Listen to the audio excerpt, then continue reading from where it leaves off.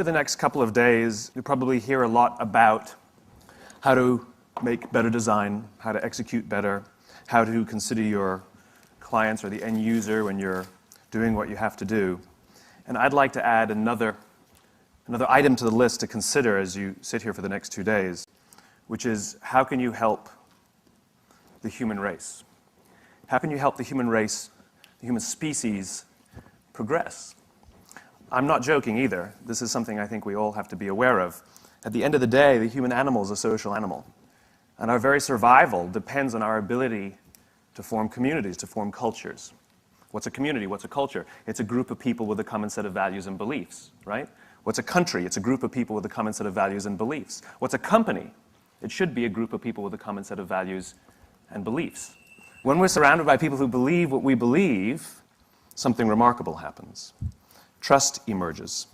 And make no mistake of it, trust is a feeling, a distinctly human feeling. You know, we all have friends who are total screw-ups, and yet we still trust them, right? Trust is not a checklist. Simply doing everything you say you're going to do does not mean people will inherently trust you. It just means you're reliable. We need trust, right? We need trust. When we're surrounded by people who believe what we believe and trust starts to emerge, when we trust them and they trust us, we're more willing to take risks. We're more willing to experiment, which requires failure.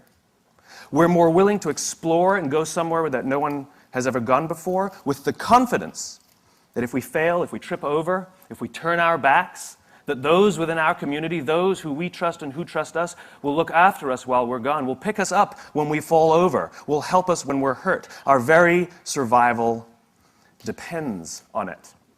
We're not good at everything. We're not good by ourselves. You know, if I send you out to go fight a saber-toothed tiger by yourself, odds are tiger 1, you 0. It's not going to go very well. But if you go out as a group, we're pretty damn amazing. And the reason is because we all have our certain strengths and we all have our certain weaknesses. And the goal is not to fix your weaknesses. The goal is to amplify your strengths and surround yourself with the people who can do what you can't do. But it's not just based on skills and application and experience. It's based on what you believe.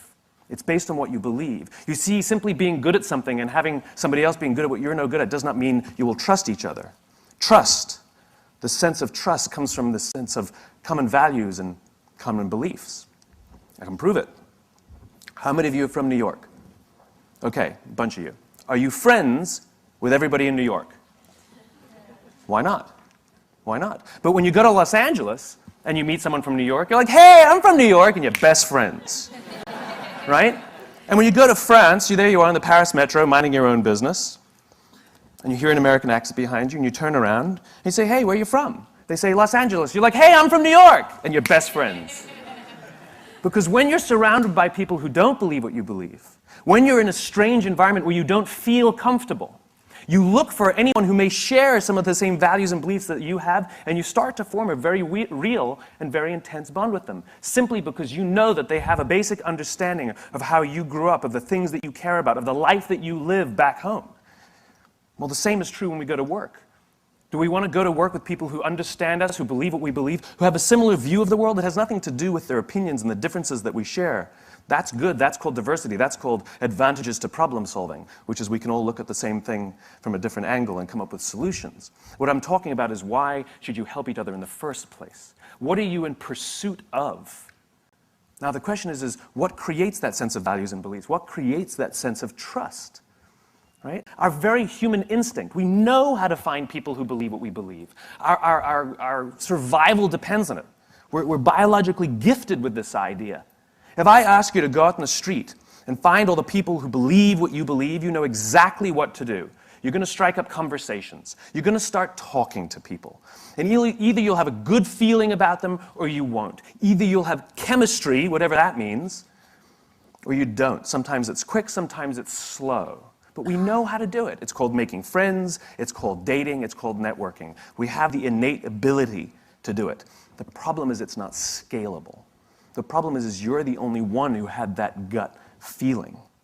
But if you know the symbols to look for, if you know how to see the things that people are doing and saying, that you can find them. If I tell you to go out on the street and find all the people wearing red hats, it's easy. There's one, there's one, there's one, there's one, there's one. They're easy to spot simply because they have a symbol. They have something that they're giving off that says something about who they are and what they believe. When you were standing on that Paris metro, that American accent that you heard was a symbol. It was a sign. You don't know these people, and yet you trust them. They will say to you, you guys have to go to this restaurant. And you'll go, okay, and you'll go to that restaurant because they told you to. Now, what if you were walking down the street and some stranger just says, hey, you got to go to this restaurant? You'd be like, crackpot, right? You're going to ignore them. This is what trust does. This is why we don't research everything. We don't need access to all information. Let's say you want to go buy a new television, right? So you do all your research, consumer reports, look it all up, right? I know what I'm going to buy. I know what I'm going to do. I'm getting the LG. It's the best on the market. Can't wait to get it, right? So that's what you've decided to do this weekend. That Friday night, you go over to a friend's house, your friend, the gadget guy, the guy who has the first of everything, right? And you go to his house and you can't wait to show off and share with him what you're going to do with all your research. And you say, I'm getting the new LG. And he says, nah, man, get the Sony. It's so much better. In that one instant, either he's completely turned all of your research on its head, and you're going to have to go back and do all the research again. Is he right? Should I trust him? Should I believe him? Or you just bought a Sony. All that marketing, all that research, out the tubes, down the drain. It doesn't matter. Because the person that you trust, the person from within your community, told you that you should get the Sony. And you trust him. He knows more than you. He must be right. I trust him. I don't have to know everything. Again, you're walking down the street. You accidentally bump shoulders with somebody, and they say, where are you going? You say, oh, I'm going to Best Buy to get the new LG. They go, don't get the new LG. I know everything about this stuff. Get the Sony. Crackpot, right? You're going to ignore the person. We don't trust everyone. We trust people from within our community. But you have to know what to look for. Just as I said before, when you find the people with the red hats, every single piece of communication we make, every decision we make in our lives is a piece of communication. Every decision we make in our lives as individuals or as organizations is a piece of communication. It's our way of saying something about who we are and what we believe. This is why authenticity matters. This is why you have to say and do the things you actually believe, because the things you say and do are symbols of who you are. And we look for those symbols so we can find people who believe what we believe. Our very survival depends on it. So if you're putting out false symbols, you will attract people to those symbols, but you won't be able to form trust with them. This is what Tiger Woods did to us. He lied. He lied. He told us what he thought we wanted to hear. And it was great, and we were drawn to it. And all of us who kind of liked that idea of the sort of the good guy, were drawn to it, until we found out it was a lie. He could have been the bad boy of golf. He could have had all the same endorsements and had a fantastic career and still been hailed as one of the great athletes of our day. But he didn't. He chose to lie. Good luck forming trust again, Tiger. We don't believe you. We don't trust you. The goal of putting something out there, if you say what you believe and you do what you believe, you will attract people who believe what you believe. If you go to one of your friends and you say to one of your friends, how would you like me to dress so that you'll like me better? How would you want me to address you? How do you want me to speak so that you'll like me more? Right? Your friends are going to look at you and be like, what are you talking about? You're like, come on. What should I wear so that you'll find me more appealing? And how would you like me to speak to you so that you'll like me more? And your friends are going to tell you, just be yourself. That's why I like you. Just be yourself. Now think about what we do in industry. What do? We do market research, and we go out and we ask the customers, what kind of things, what style should we speak to you? How should we decorate ourselves? What kind of things are you drawn to so that we can do those things so you'll like us more? It's just as ridiculous. It's just as ridiculous. Organizations should say and do the things they actually believe, and they will attract people who believe what they believe. Or they can choose to lie, and at the slightest hint that they might be lying, cynicism sets in. And people start saying, I'm not sure I can trust these guys because there's not a lot of consistency in all the things they say and do, which means they can't have a very strong belief set or they're lying to me. And we call them inauthentic. The entire process of asking other people who we should be is inauthentic. That's hilarious to me. All these positioning studies we do are inherent. We're going to do a study to find out from people so we can be more authentic. That's hilarious. Say and do what you actually believe, and the symbols you put out there, the things you say and the things you do, those red hats are ways that people can find you. What you have the ability to do as designers is create those symbols and allow people to use those things to say something about who they are. Work for companies, work for clients, work for people who you believe what they believe. Show up and feel a part of something bigger than yourself. And your part is to put what they believe into pictures and words and symbols and graphics so that other people can use those things to say something about who they are. People put Harley-Davidson logos on their body to say something about who they are. Corporate logo. Ain't no Procter & Gamble's tattooed on anybody's arm. Because Harley means something. They stand for something. People put that tattoo on there not to tell you that they own a motorcycle. They put that tattoo there to tell you something about themselves. You ever see anybody with a Mac laptop put a sticker over that beautiful shining apple? Ain't never gonna happen. Then how will you know who I am? Do you ever see anybody with a PC break out the Windex to clean out their computer? Mac people? Have you ever seen a dirty Mac? Doesn't exist. Does not exist. Why? Because it's who I am. These are symbols we use. The companies that are crystal clear in what they believe, and they're disciplined in how they do it, and they're consistent in what they do, and everything they say and everything they do serves as a symbol of the set of values and beliefs. We use those symbols to say something about who we are. We surround ourselves with the people and the products and the brands that say something about who we are. And when we can find the people who believe what we believe, we're weirdly drawn to them because our very survival depends on it. We need it. And so the more you can give of yourself, the more you can give of what you believe, the more you can with discipline, say and do the things you actually believe, strange things start to happen. Just like on that metro in Paris, simply because of one tiny little symbol that was put out there, that we are from the same place. We may have the same values, we may have the same beliefs, we're drawn to each other, and we legitimately trust each other, and more importantly, we'll look out for each other. And that's the key to all of this. We go to work every day, and we sit at our computers, and we sit at our desks, and we solve problems by sending emails. Get up and go talk to somebody. It's called human interaction, and it's a beautiful, beautiful thing. I'll tell you a quick story. I was on a plane it was about a week ago, actually. It was only about a week ago. And I was coming down the aisle, and my seatmate, I guess, my companion for the next 5 hours, was already sitting down. She was in the aisle, and I had the window seat. And you know, we've all had this experience where you're the one who gets there first, and you look down and you hope that it's that one. Please, please, please, no. Praying that that becomes your seatmate. I've had many fantasies about wives and girlfriends that never sat down next to me. It's better than an icebreaker, right? Hi, right? Sitting next to you. And equally, we've seen people coming down the aisle saying, please don't sit next to me, please don't sit next to me, please. We've all done that. Well, she ignored me entirely. So I could only assume that she was praying that I wouldn't sit next to her. I somehow think, though, she was hoping that no one would sit next to her. So you know what it's like. We've all been on planes. You travel and you go to the aisle, and custom dictates, just general politeness, that the person looks up to you and says, you sitting here? She didn't. She completely ignored me. Had her face in her book, and put my bag in the overhead compartment. She still ignored me, to the point where I actually had to say, excuse me, I'm sitting there. And she sort of begrudgingly moved aside. She didn't stand up. She begrudgingly moved her legs to the side and went,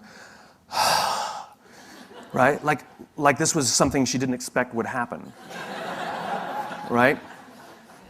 So I sat down. I knew exactly what this flight was going to be like. I would have my headphones on for 5 hours, and I would ignore the person sitting next to me and be afraid every time I had to go to the bathroom. And when I'm on a plane, the pressure, I have to go more often. It's very embarrassing. And so I sit down as soon as I've gone, and I have to go immediately again. I'm going to have a bladder infection because, anyway, it's a different story.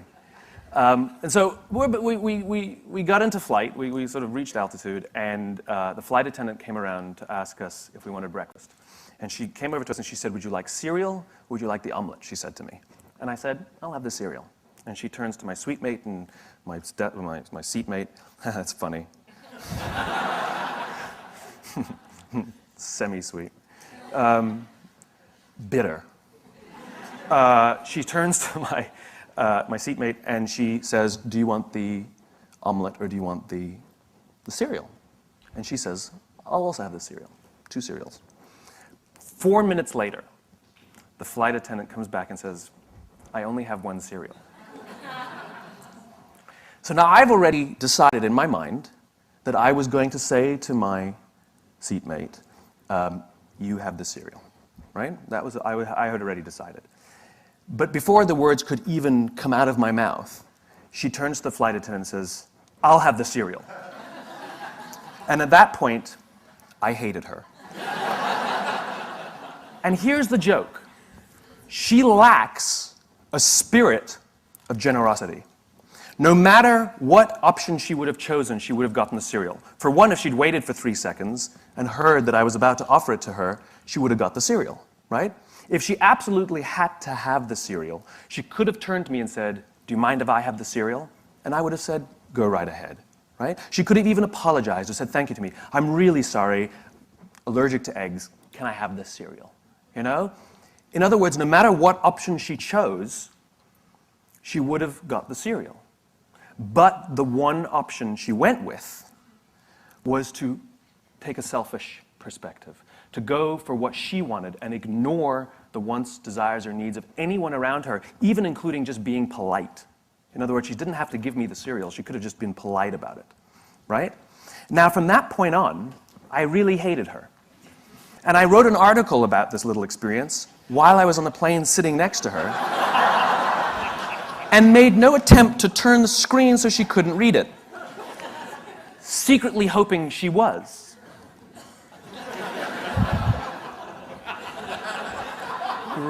Salt and pepper hair, glasses. I'm good, thank you. And more importantly now, I had no desire to do anything for her anymore, right? Now, when we got done, when the flight landed, perhaps as a nice person, if she had just established some sort of rapport with me, just because I'm a nice guy, I would have taken her case down. Here you go, you know? But I didn't, and I wasn't going to.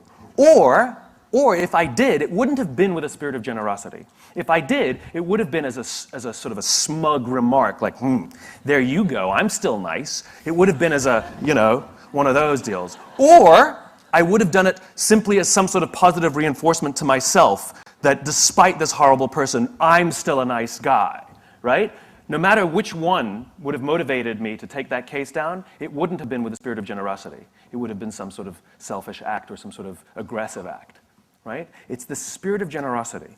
If we're willing to give to the person next to us, it's amazing what they'll be willing to give to us. Right? And again, our very survival depends on this. We need to trust each other, and we're more willing to trust somebody who's willing to help us. I hate the whole self-help industry. Right? How can you be happy? What are the 5 steps you can follow to be a millionaire?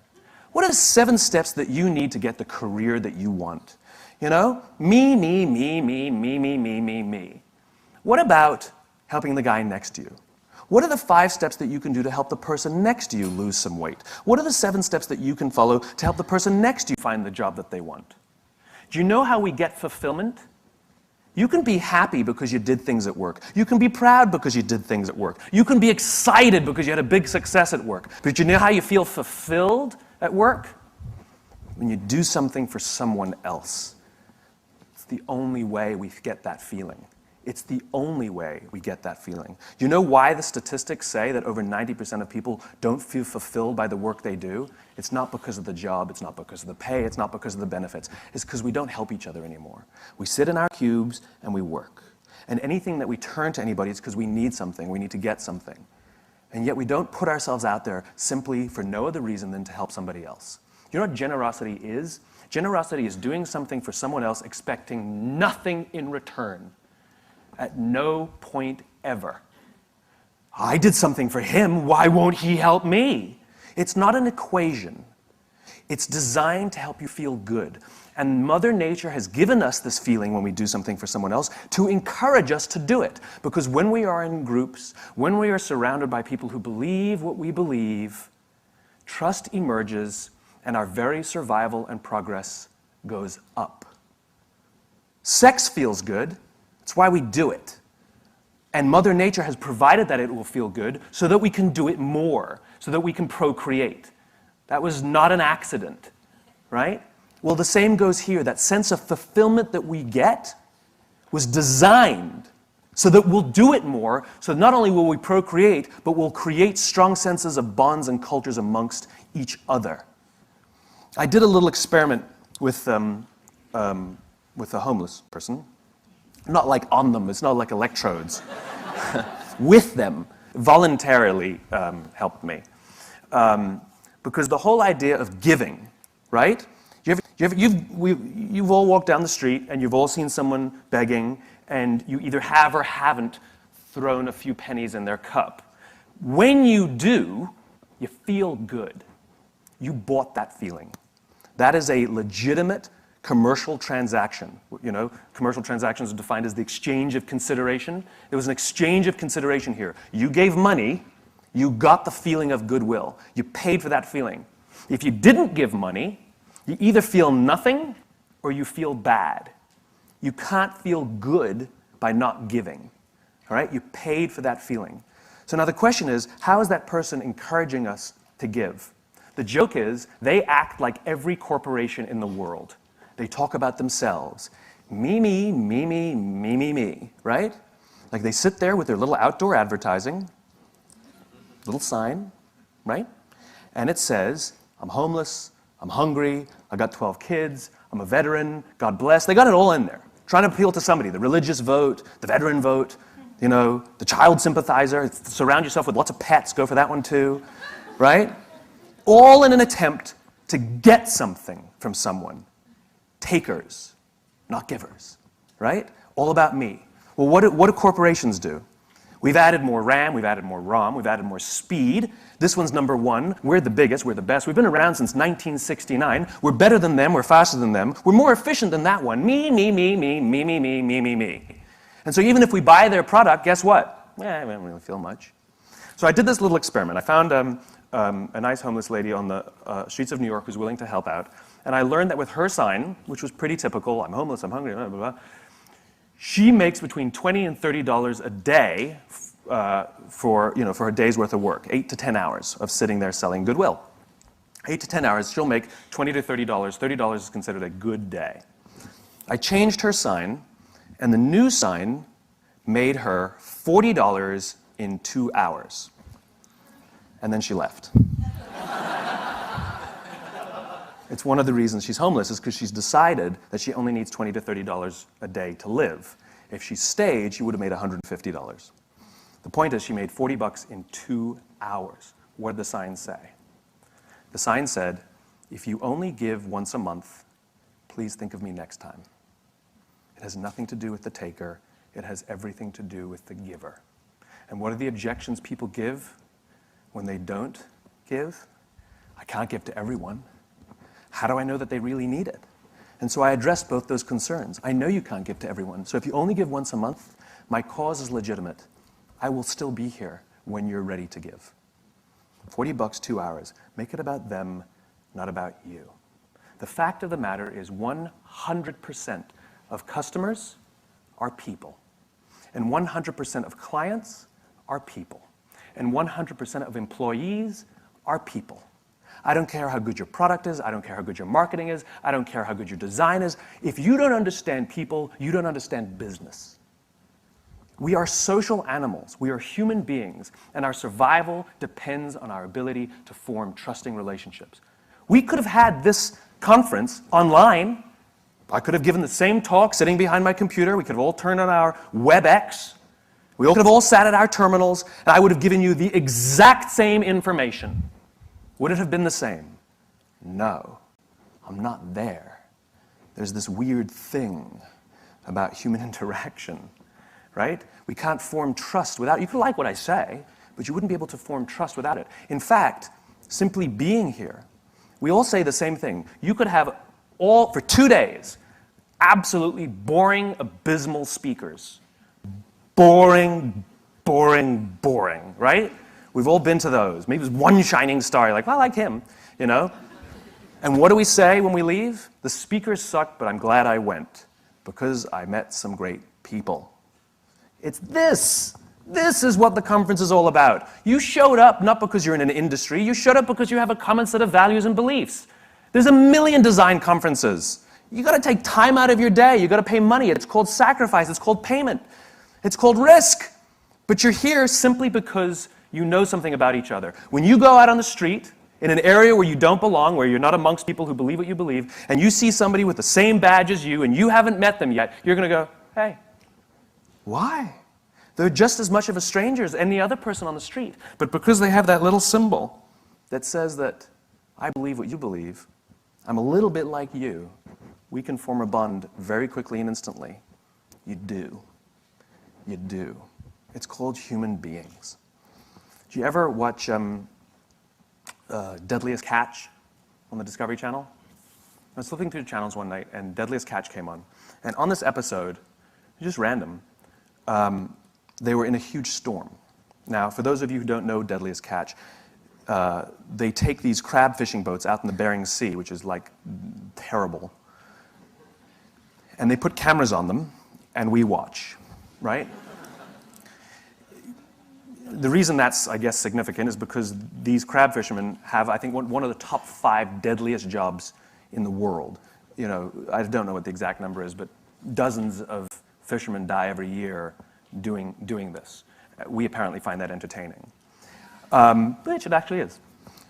So they have cameras only on 5 or 6 of the ships, even though there are many, many, many ships that go out fishing every season, and they don't really come into proximity with each other because the ocean's huge, and they usually sabotage each other and give each other false information because they're all competitors. They're all looking to get the crabs and make sure that they find them and somebody else doesn't, and it's business, right? It's just business. It's okay.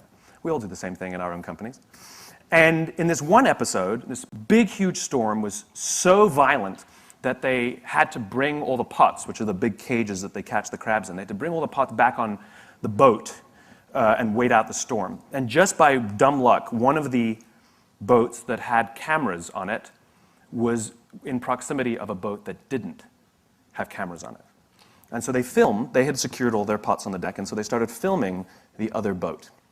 And they filmed a guy climbing on the outside of the cage, securing the pots. And all of a sudden, a huge wave hits the side of the boat, and the guy's not there anymore. And the people on the boat with the cameras start screaming, "Man overboard, man overboard, man overboard." And they turn their boat towards where they think he might be. He's a stranger. They don't know him. They don't know the crew members of the other boat. And yet they react. And they turn towards him. And they find him in the drink. And for those of you who don't understand how dangerous this is, if the water is so cold that if you're in the water for, I think that it's a minute or a minute 30, hypothermia will set in and you die. And they come upon him, and he's screaming, "Don't let me die, don't let me die." And they pull him on board, not out of the woods yet. They strip off his clothes because it's wet and cold, and they wrap blankets around him to prevent hypothermia from setting in. And he survives. And it's overwhelming. And the captain comes down, and this is all on, you can go watch it on TV. The captain comes down, and he hugs this stranger, this young man, his competitor. He hugs this guy as if he's his own son. I lost it. Everybody is crying.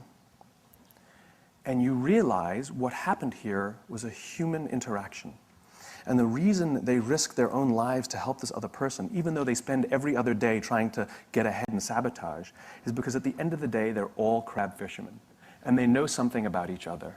And they know something about the risk that they all take to do this. And when push comes to shove, they will put themselves out there to help each other for no other reason than they get it. They're one of the same. I will promise you that every single member of that crew that day went home with a feeling of fulfillment. I promise you that every single person on that crew that day felt more good in their hearts and in their jobs than the richest days that they've ever pulled in. My question is what are you doing to help the person next to you? Don't you want to wake up and go to work for the only reason that you can do something good for someone else? Wouldn't you want them to do that for you? Thank you very much.